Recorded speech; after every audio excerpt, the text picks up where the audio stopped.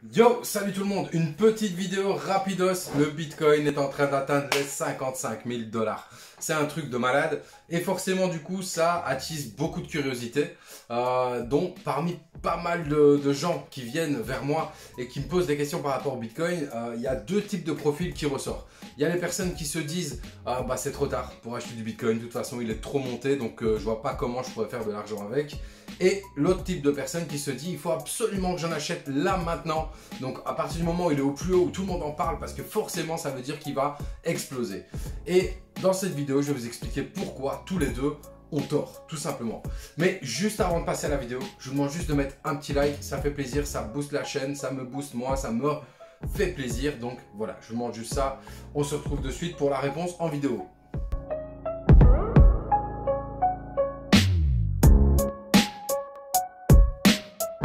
Alors voilà, on va répondre tout simplement aux deux types de personnalités de gens qui se demandent si c'est soit trop tard, soit il faut en acheter absolument. Pourquoi tous les deux ont tort? Bah c'est assez simple. Donc ceux qui se disent qu'il faut absolument en acheter maintenant. Et donc en fait, comment fonctionne le cours d'une monnaie? C'est assez simple, c'est que plus des gens achètent du Bitcoin et plus le prix monte. Tout simplement, plus les gens vendent du Bitcoin et plus il descend. Voilà, c'est logique, c'est normal. Maintenant, pourquoi est-ce que ce n'est pas intéressant d'en acheter là maintenant quand le Bitcoin est à son point le plus haut? Ben, c'est assez simple.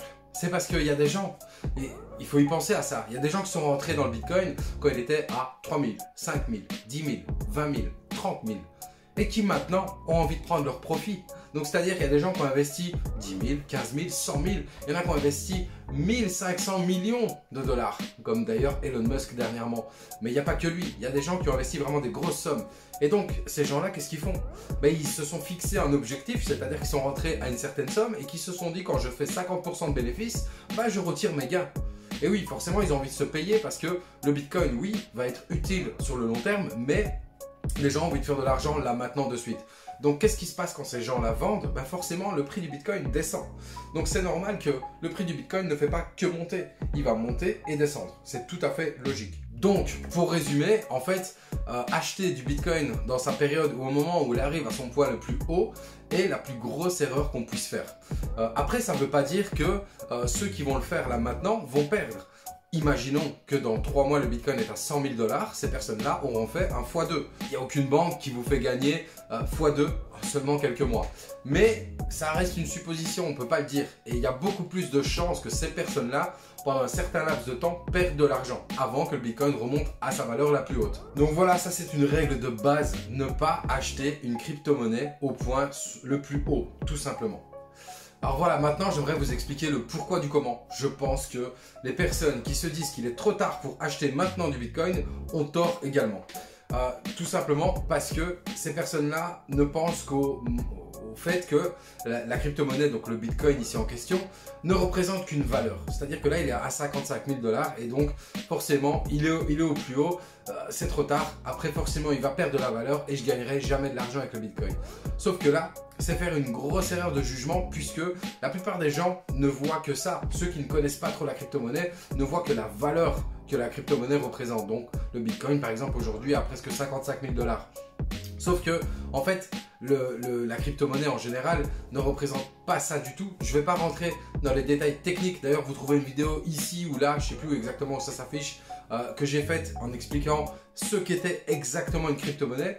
Mais je vais revenir juste une petite minute pour expliquer que, en réalité, le vrai principe de la crypto-monnaie, en tout cas la révolution que la crypto-monnaie amène, c'est pas sa valeur, c'est la blockchain sur laquelle elle repose. Et la blockchain, en fait, c'est quelque chose de complètement décentralisé, c'est-à-dire que personne ne peut la manipuler, personne ne peut la falsifier.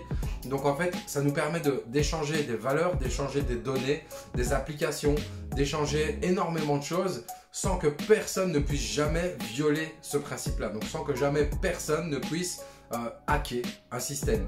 Donc en gros, on pourrait très bien imaginer même avec des rêves les plus fous qu'un système de vote serait fait, même pour la politique par exemple, serait fait sur une blockchain. Donc on ne pourrait plus jamais falsifier une élection. Bon, on n'en est pas encore là. Justement, je pense que ça ne plaît pas à tout le monde. Bref, je ne vais pas rentrer dans le sujet.